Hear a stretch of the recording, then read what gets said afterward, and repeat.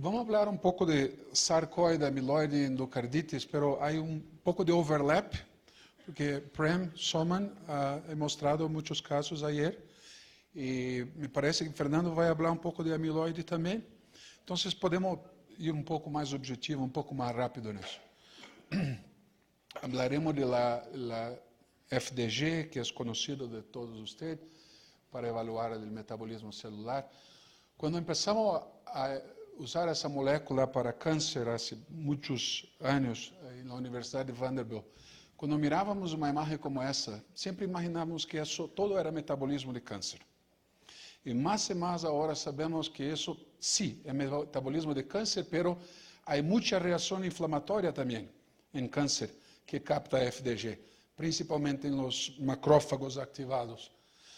E então miramos em PET-CT oncológicos situações como esta de aterosclerose difusa em uma aorta, em realidade é uma visualização de inflamação.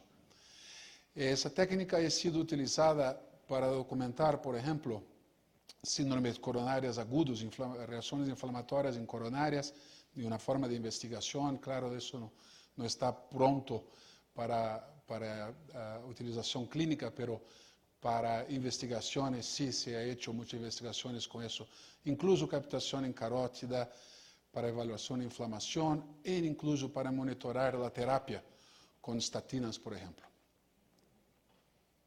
Sarcoide é uma enfermidade inflamatória sistêmica, com formações de granulomas não caseosos, que afeta o coração em 30% dos casos. Causa bloqueios atrioventriculares, causa insuficiência cardíaca, causa arritmias e mortes súbitas por vezes. Há sintomas e há sinais que podem nos ajudar a identificar uma pessoa com sarcoide.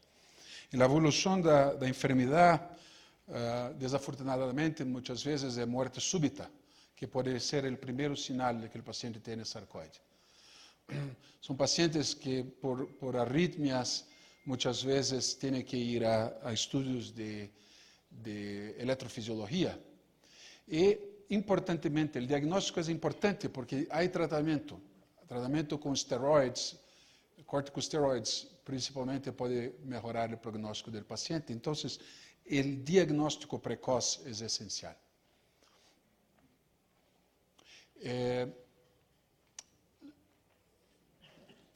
É uma enfermidade sistêmica que pode involucrar linfonodos, pode involucrar coração, pulmão, e haver sintomas relacionados a todos estes órgãos que estão involucrados na patologia. O PET-CT de corpo inteiro nos ajuda, principalmente, não só em diagnóstico, mas também la definición de la extensión de la enfermedad y también para escoger el mejor sitio de hacer una biopsia. Por ejemplo, cuando identificamos granulomas periféricos, nos ayuda mucho a hacer una decisión sobre biopsia. Voy a mostrar algunos casos. Nosotros hacemos mucho FDG para oncología, hacemos más o menos 300 pacientes por mes para oncología, mas estamos solamente empezando en estas otras aplicaciones de FDG. Entonces, la mayor parte de los casos que mostraré son de doctora Sharmila Dorbala de Brigham, que tiene mucha experiencia, especialmente con sarcoide, y los casos de endocarditis infecciosa de doctor Agostini en Francia, que también ha hecho muchos casos. Es un ejemplo de un sarcoide cardíaco, involucrando também linfonodos em tórax, mostrando a atividade inflamatória importante. E tem que ter presente que o preparo do paciente é extremamente importante para que não esteja captando miocárdio viável aqui, ou miocárdio hibernante, e sim, em realidade, solamente a atividade inflamatória de los granulomas. Então, esse é um exemplo de uma grande intensidade de atividade inflamatória no coração por FDG PET. E pós-tratamento com uma melhoria muito significativa em los linfonodos e na atividade cardíaca.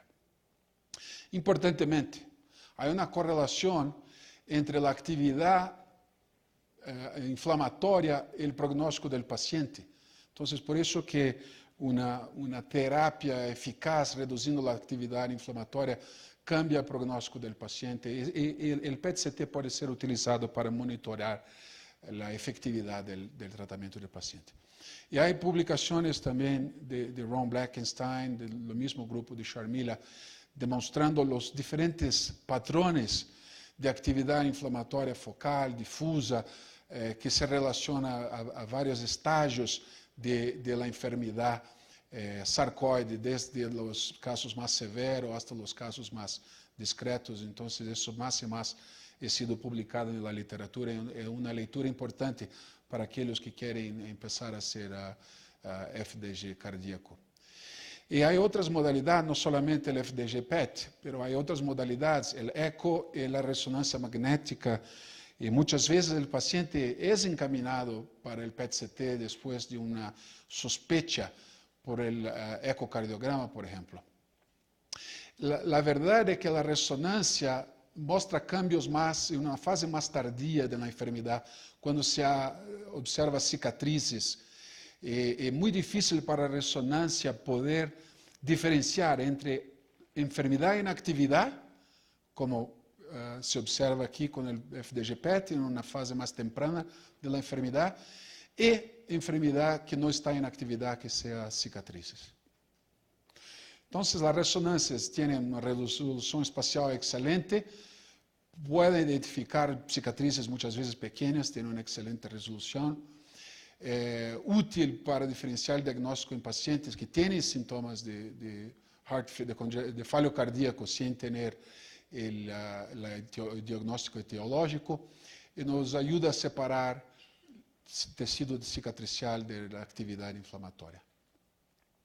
Aquí son algunos ejemplos de actividad inflamatoria en sitios donde hay cicatriz y hay también granulomas que envolven actividad inflamatoria marcada por FDG. Y el preparo del paciente, que tenemos que tener presente siempre para un buen estudio. Entonces, un sumario de sarcoidose cardíaca es significativamente subdiagnosticada. El FDG-PET es ampliamente utilizado y puede ser utilizado para diagnóstico y monitorar la terapia, pero no hay estudios randomizados, aún no hay, para apoyar su uso de inmunosupresivos terapia o para monitorar. Pero todo indica que esa es una indicación muy buena y que debe ser más ampliamente utilizada. Lo otro es amiloide, que ayer fue discutido por Prem, que es un depósito de proteína amiloide. Hay básicamente esos dos tipos que la medicina nuclear nos ayuda a diferenciar, el tipo de light chain, relacionado a enfermedades hematológicas, como el mieloma múltiplo, y la amiloidosis secundaria, que aquí sí podemos detectar con la nuclear una enfermedad genética que tiene esa mutante TTR, que llama. ¿Cómo la presenta el paciente? Con síntomas, principalmente de fallo cardíaco, con un significante espesor del ventrículo izquierdo y una fisiología restrictiva por disfunción diastólica principalmente. Los dos tipos, comparando los dos tipos, que tienen evoluciones distintas y tienen terapias distintas. Ese aquí tratado con quimioterapia y muchas veces ese aquí necesita también mismo un trasplante de hígado, además de otras terapias que pueden disminuir el progreso de la enfermedad y estabilizar la enfermedad. Ejemplo de resonancia magnética, demostrando un ventrículo izquierdo muy engrosado, con un late enhancement que demuestra mucha enfermedad. Es un estudio de resonancia característico de amiloidosis.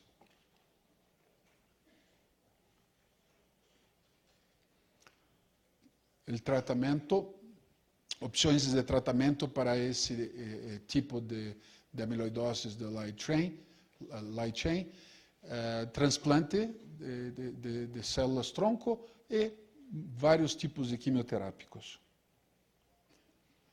E para este outro tipo de amiloidoses, que é que nós podemos utilizar a medicina nuclear para identificar, também muitas opções de tratamento para estabilizar e suprimir o progresso da enfermidade.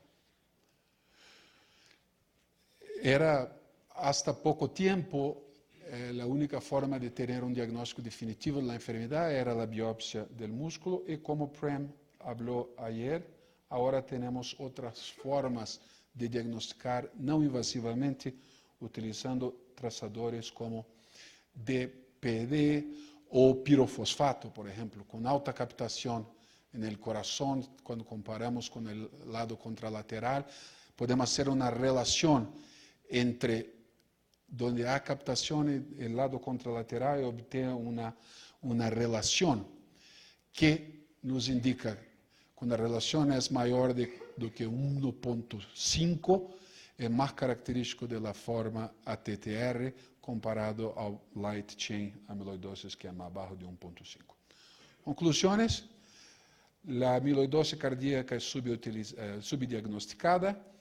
Recentemente há desenvolvimentos importantes com novas terapias e novas formas de imagem, e nós podemos ter rol nisso. Cada desses avanços pode ajudar no diagnóstico mais precoce e nos ajudar a monitorar o tratamento e potencialmente guiar para novo e mais efetivo desenvolvimento de novas formas de terapia.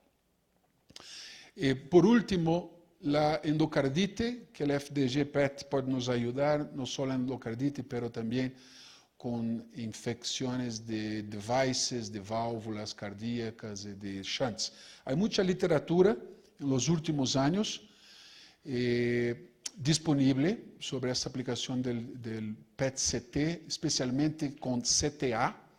A angiográfica é importante para nos ajudar em diagnóstico.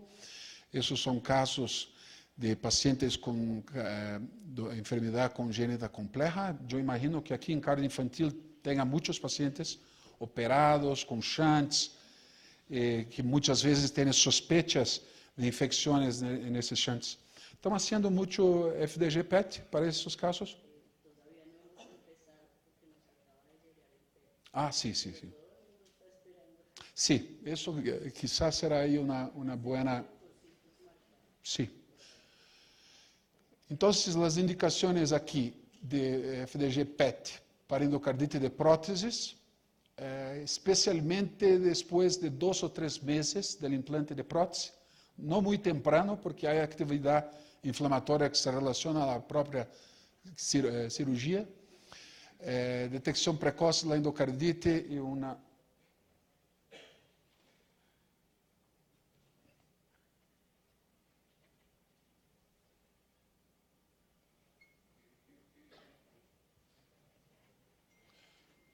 detecção precoce de uma endocardite, avaliação de eventos embólicos, infecções de dispositivos como marca-passo, que muitas vezes são de difícil avaliação por ecocardiograma e às vezes têm hemocultura negativa. Às vezes uma febre de origem desconhecida, uma bacteremia que não tem o foco primário, o sítio primário da infecção. E sempre será uma atividade multimodalidade, começando por as formas mais simples, como o ecocardiograma, e indo para formas mais de tecnologia mais avançada, como o FDG-PET. Há guias para avaliação e manejo de endocardite infecciosa, e principalmente o FDG-PET, onde nos ajuda, são em los casos que temos dúvidas.